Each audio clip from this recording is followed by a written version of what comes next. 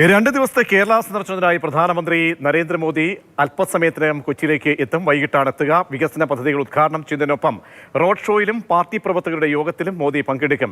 സുരേഷ് ഗോപിയുടെ മകളുടെ വിവാഹത്തിൽ സംബന്ധിക്കുന്നതോടൊപ്പം ഗുരുവായൂർ, തൃപ്രയാർ ക്ഷേത്രങ്ങളിലും അദ്ദേഹം ദർശനം നടത്തും. മോദിയുടെ സന്ദർശനത്തോടനുബന്ധിച്ച് കൊച്ചി നഗരത്തിൽ കർശന നിയന്ത്രണങ്ങളാണ് ഏർപ്പെടുത്തിയിരിക്കുന്നത്.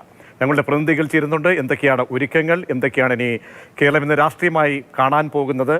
രാഗിൻ കൊച്ചിയിൽ നിന്നും, ലിഷോയ് തൃശ്ശൂരിൽ നിന്നും, പ്രശാന്ത് കൃഷ്ണ തിരുവനന്തപുരത്ത് നിന്നും ചേരുന്നുണ്ട്. രാഗിൻ, എപ്പോഴായിരിക്കും പ്രധാനമന്ത്രിയുടെ വരവ് കൊച്ചിയിലേക്ക് ഉണ്ടാവുക? നാവികസേന വിമാനത്താവളത്തിലായിരിക്കുമോ എത്തുക? അതിനുശേഷമുള്ള റോഡ് ഷോ അത് എത്ര സമയമാണ് ക്രമീകരിച്ചിരിക്കുന്നത്? വലിയ സുരക്ഷാ വലയത്തിലാണ്. അപ്പം രണ്ടാമത്തെ തവണ കൂടി ഒരു റോഡ് ഷോയ്ക്ക് കൊച്ചി വേദിയാകുന്നു, പ്രധാനമന്ത്രിയുടെ ഭാഗത്തു നിന്നും ഉണ്ടാകുന്നു എന്നുള്ളതാണ് മറ്റൊരു പ്രത്യേകത. ഒപ്പം 2 ആഴ്ചക്കിടയിലെ രണ്ടാമത്തെ റോഡ് ഷോ. എന്തൊക്കെയാണ് ക്രമീകരണങ്ങൾ?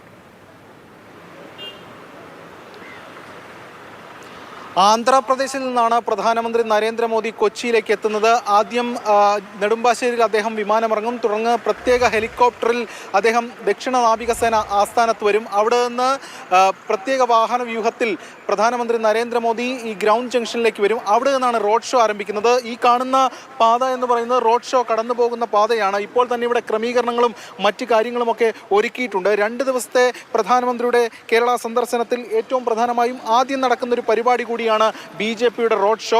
വൻ ജനാവലിയെ ഉൾപ്പെടുത്തിക്കൊണ്ട് ഈ റോഡ് ഷോ കെങ്കേമമാക്കാനുള്ള പദ്ധതികളാണ് BJP ആസൂത്രണം ചെയ്തിരിക്കുന്നത്. റോഡിന് ഇരുവശവും പ്രവർത്തകരെ കൊണ്ട് നിറയും എന്നാണ് BJP പ്രവർത്തകർ വ്യക്തമാക്കിയിട്ടുള്ളത്. മാത്രമല്ല, ഇപ്പോൾ തന്നെ പ്രവർത്തകർ പലയിടങ്ങളിൽ നിന്നുള്ള പ്രവർത്തകർ ഇവിടേക്ക് എത്തിക്കൊണ്ടിരിക്കുകയുമാണ്. എന്തായാലും പോലീസ് ഉൾപ്പെടെയുള്ള സംവിധാനങ്ങൾ, വലിയ ക്രമീകരണങ്ങൾ ഇവിടെ ഒരുക്കിയിരിക്കുന്നു. അതിനുശേഷം 1 കിലോമീറ്ററാണ് റോഡ് ഷോ. ഗ്രൗണ്ട് ജംഗ്ഷൻ മുതൽ ഹോസ്പിറ്റൽ ജംഗ്ഷൻ ചുറ്റി 1 കിലോമീറ്റർ നീളുന്ന റോഡ് ഷോ ഈ ഗസ്റ്റ് ഹൗസിന് തൊട്ട് സമീപം അവസാനിക്കും. ഏകദേശം അരമണിക്കൂർ ഈ റോഡ് ഷോ നീളുമെന്നാണ് കണക്കാക്കപ്പെടുന്നത്. അതിനുശേഷം അദ്ദേഹം തങ്ങുന്നത് എറണാകുളം ഗസ്റ്റ് ഹൗസിലാണ്. തുടർന്ന് നാളെ പുലർച്ചെ രാവിലെ ഗുരുവായൂരിലേക്ക് പോകും. അവിടെ സുരേഷ് ഗോപിയുടെ മകളുടെ വിവാഹ ചടങ്ങിൽ അദ്ദേഹം സംബന്ധിക്കും. അതോടൊപ്പം തന്നെ തൃപ്രയാറിൽ അദ്ദേഹം ദർശനം നടത്തും.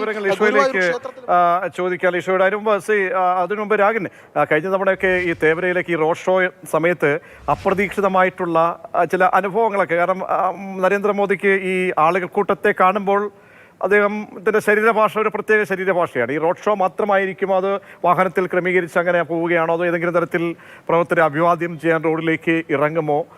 എന്തൊക്കെയാണ് ഈ പ്രോട്ടോകോൾ പ്രകാരമുള്ള കാര്യങ്ങളൊക്കെ നമുക്കറിയാൻ കഴിയുന്നത്? ഒപ്പം എത്രത്തോളം ആളുകളെ, പ്രവർത്തകരെ അണിനിരത്തുമെന്നാണ് BJPയുടെ അവകാശവാദം? വൻ ജനപങ്കാളിത്തം ഈ റോഡ് ഷോയ്ക്ക് ഉണ്ടാകുമെന്നാണ് BJP നേതൃത്വം വ്യക്തമാക്കുന്നത്. പ്രജീഷ് സൂചിപ്പിച്ചതുപോലെ കഴിഞ്ഞ തവണ അദ്ദേഹം കൊച്ചിയിൽ വന്നപ്പോൾ അവിടെ തേവരയിൽ നിന്ന് റോഡ് ഷോ ആരംഭിച്ചു. പക്ഷേ അദ്ദേഹം റോഡിലൂടെ ഇറങ്ങി ഒട്ടനവധി സമയം നടക്കുകയുണ്ടായി. വലിയ ജനക്കൂട്ടം അവിടെ ഉണ്ടായിരുന്നു. തൃശ്ശൂരിലും നമ്മൾ ആ കാഴ്ച കണ്ടിരുന്നതാണ്. ഇവിടെ തുറന്ന വാഹനം പ്രധാനമന്ത്രിക്കായി സജ്ജീകരിച്ചിട്ടുണ്ടെങ്കിൽ കൂടി അദ്ദേഹം ഒരുപക്ഷെ ഈ റോഡിലൂടെ ഇറങ്ങി നടങ്ങാനുള്ള സാധ്യതയുണ്ട്. കാരണം പ്രവർത്തകർ ഇരുവശങ്ങളിലുമുണ്ട്. മാത്രമല്ല, രാത്രിയാണ് ഈ പരിപാടി നടക്കുക. അതുകൊണ്ട് ദീപാലങ്കൃതമായിരിക്കും വീഥികളെല്ലാം. അതുകൊണ്ട് അതിനുള്ള സാധ്യതകളുണ്ട്. BJPയെ സംബന്ധിച്ചിടത്തോളം BJPയുടെ ലോക്സഭാ തെരഞ്ഞെടുപ്പ് പ്രചാരണ പ്രവർത്തനങ്ങൾക്കുള്ള ഒരു കേളികൊട്ടാണ് തൃശ്ശൂരിൽ ഉയർന്നു കേട്ടത്. അതിൻ്റെ തുടർക്കഥ, അല്ലെങ്കിൽ അതിൻ്റെ തുടർച്ചയാണ് ഈ പരിപാടികളിലൂടെ അടക്കം ഉണ്ടാവുകയും ചെയ്തിട്ടുള്ളത്. തിരക്കിട്ട പരിപാടികളാണ് പ്രധാനമന്ത്രിക്ക് കഴിഞ്ഞ ഈ ജനുവരി മുതൽ ഇങ്ങോട്ട് എടുത്തു നോക്കിക്കഴിഞ്ഞാൽ. ഇനി 22-ന് അയോധ്യയിൽ പ്രാണപ്രതിഷ്ഠ ഉൾപ്പെടെയുള്ള ചടങ്ങുകളുണ്ട്. അതുകൊണ്ട് ഒട്ടനവധി പരിപാടികളുണ്ട്. ആ പരിപാടികളുമായി ബന്ധപ്പെട്ടാണ് കേരളത്തിലും അദ്ദേഹം വീണ്ടും ഒരേ മാസം തന്നെ, ജനുവരിയിൽ ഇത് 2ാം തവണയാണ് പ്രധാനമന്ത്രി വരുന്നത്. BJPയുടെ മുദ്രാവാക്യം എന്ന് പറയുന്നത് വീണ്ടും മോദി സർക്കാർ. അതോടൊപ്പം തന്നെ 400 സീറ്റ് എന്ന ലക്ഷ്യമാണ് കേന്ദ്ര നേതൃത്വം മുന്നോട്ട് വയ്ക്കുന്നത്. ആ ഒരു ലക്ഷ്യത്തിലേക്ക് നടന്നെടുക്കണമെങ്കിൽ BJPയെ സംബന്ധിച്ചിടത്തോളം ദക്ഷിണേന്ത്യൻ സംസ്ഥാനങ്ങളിൽ നിന്ന് കൂടുതൽ സീറ്റുകൾ നേടേണ്ടതായിട്ടുണ്ട്. അതുകൊണ്ട് കേരളം, ആന്ധ്രാപ്രദേശ്, തെലങ്കാന, പ്രത്യേകിച്ചും ഈ മേഖലകളിലൊക്കെ, തമിഴ്നാട് ഉൾപ്പെടെയുള്ള മേഖലകളിൽ കൂടുതൽ സീറ്റുകൾ നേടുക എന്നതാണ് BJPയുടെ ദൗത്യം. പ്രധാനമന്ത്രി തന്നെ അതിന് ചുക്കാൻ പിടിക്കുന്നു എന്നതാണ് ഏറ്റവും പ്രധാനപ്പെട്ട കാര്യം. കാരണം കൊച്ചിയിലാണ് ശക്തി കേന്ദ്ര ഇൻചാർജുമാരുടെ യോഗം നടക്കുന്നത്. BJP-യുടെ ബൂത്ത് സംവിധാനത്തിൽ 2-3 ബൂത്തുകളുടെ ഏകോപനം ലക്ഷ്യമിട്ടുള്ള സംവിധാനമാണ് ശക്തി കേന്ദ്ര. BJP ഏറ്റവും കൂടുതൽ താഴെത്തട്ടിലുള്ള സംഘടനാ തലത്തിലേക്ക് ആശ്രയിക്കുന്ന ഒരു സംവിധാനവുമാണത്. ആ സംവിധാനത്തെ അഭിസംബോധന ചെയ്തുകൊണ്ട് പ്രധാനമന്ത്രി സംസാരിക്കുകയാണ്. ഇത് മറ്റ് സംസ്ഥാനങ്ങളിലൊക്കെ ഈ ശക്തി കേന്ദ്ര സംവിധാനം ഉണ്ടെങ്കിലും കേരളത്തിലാണ് അദ്ദേഹം ആദ്യമായി ഈ സംവിധാനത്തിൽ സംസാരിക്കുന്നത്. അതുകൊണ്ട് തന്നെ ലോക്സഭാ തെരഞ്ഞെടുപ്പിന്റെ പ്രചാരണ പ്രവർത്തനങ്ങൾക്ക് അതിന്റെ മുന്നോട്ട് പോക്കിന് പ്രധാനമന്ത്രിയുടെ മാർഗനിർദ്ദേശമാകും ഈ പരിപാടി.